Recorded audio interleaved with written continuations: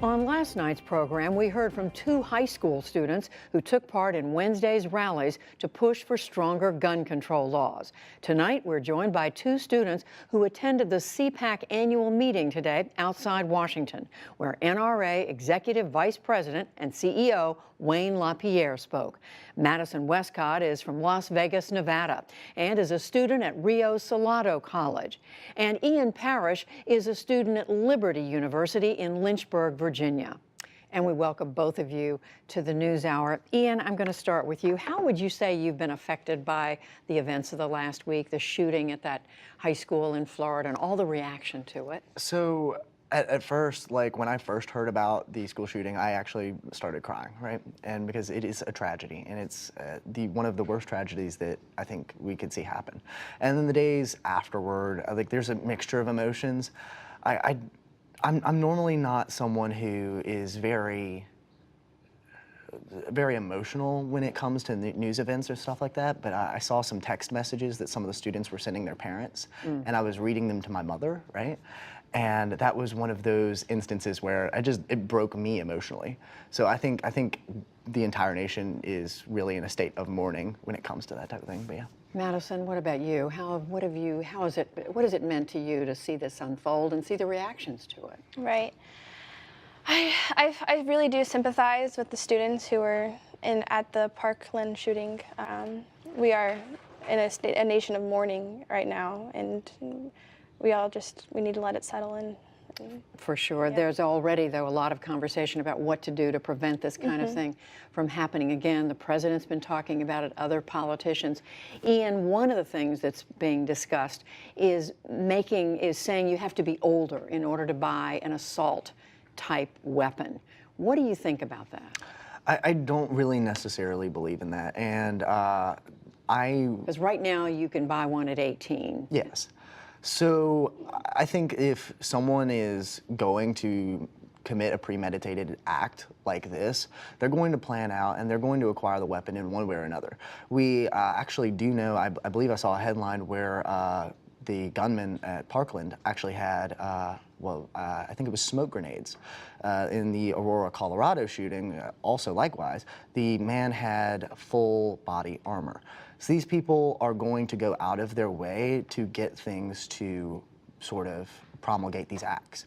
So I don't think an age limit is very conducive to limiting gun violence in any way. So what about, Maddison, what about any restrictions on being able to buy an assault weapon, whether it's raising the age or placing another barrier to that? Right. So I believe if you rose the age, you would be putting people at risk between the ages of 18 and 21.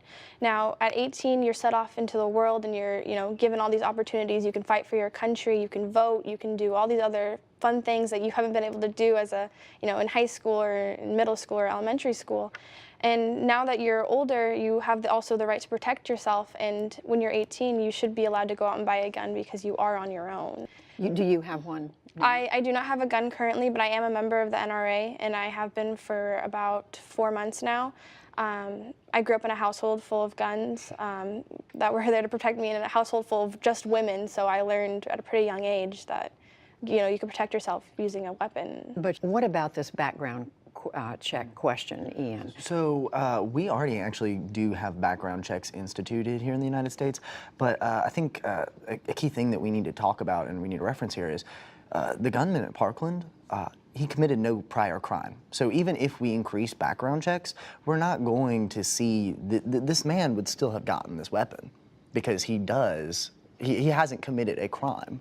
So he's technically legally allowed and capable of acquiring a firearm. Unless there had been some way of monitoring his emotional and mental health, which I think has become an issue. But the other thing I want to ask both of you about, Maddison, is the suggestion that teachers should be armed. The president spoke about this today, about how it makes more sense for teachers to have guns to protect their students and themselves. Yes. So this is something that I actually believe pretty strongly in. I would love to see more teachers armed. That doesn't necessarily mean every single teacher needs to have a firearm on them during the school hours. Even if just one teacher has a firearm on them on a department, in a department scale, then that's just fine.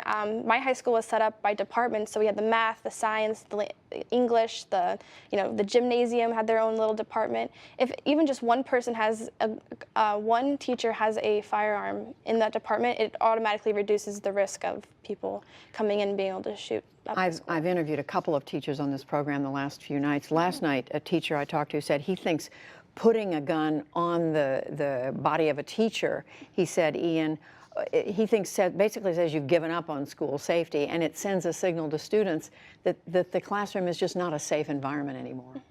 Well, what I would say to him, with all due respect, is for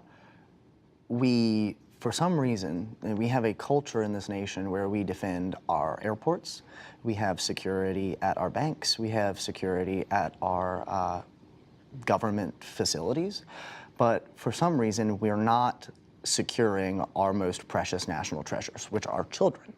So I disagree with the notion that somehow allowing teachers to be armed on the campus of an elementary, middle, high school somehow would increase gun violence or say that they had given up. Maddison, I do want to raise, though, the question that I hear across the board, and that is people saying it means more people could get hurt, too, including those children who are in the school. Okay. So all due respect, once again, to that teacher who said that I wouldn't want him as my teacher, nor would I want him to obtain or to have a gun. If he believes that the schools are that dangerous, that he thinks students are going to come up, just any old student would come up and just grab that gun, then there's a serious problem with the teachers then, if that's what they're going to say. I think the question was that it basically is sending a signal to students that the environment can't be made safe unless there are guns there, and it takes the attention away from education toward security. Well, there's no need for the students to know that the teacher has a gun. There's no reason why a student should know that the teacher has a gun. The teacher should be able to protect the students if that was to ever happen, but there's no reason for them to know. And I mean, if you look at schools like in Israel, there was one mass shooting there in a school, and now they're heavily armed, and it hasn't happened since.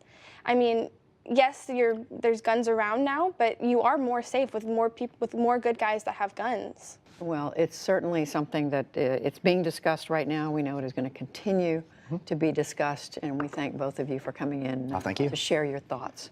Yes, ma'am. Maddison, Ian, thank you both. Yeah, thank you.